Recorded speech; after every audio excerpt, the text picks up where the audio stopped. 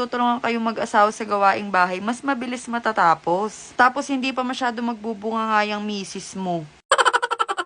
Tinapo ko na nga din yung mga basura dito sa kwarto. Super cute na itong garbage bag na nabili ko mga mare. 100 pieces na yan, napakamura lang. Nilinisan ko na nga rin pala itong dehumidifier namin kasi medyo maalikabok na siya. Tapos maya-maya nga nag-vacuum na rin ako. Nako mga mare, hindi rin ako araw-araw masipag. May mga times din talaga na tinatamad ako kumilos. Lalo na kapag kami masakit sa akin, ganun. Naligo na nga rin ako kasi feeling ko talaga lapot na ako sa pawis ko mga mare.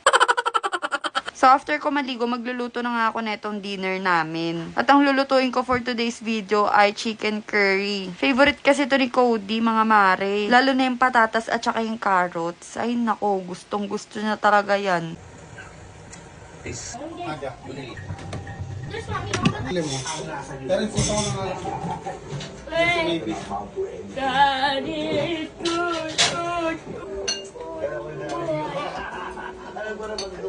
Pagkatapos nga namin kumain, dumating naman yung mama ni paring Calvin, kaya nagkayayaan naman kami magkape. Isa rin to sa paborito namin puntahan ni paring Calvin. At saka mga mare, ang sarap ng mga kape nila dito, tapos super affordable din.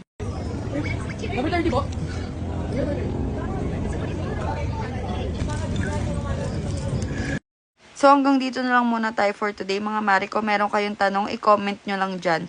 Thank you for watching. Bye!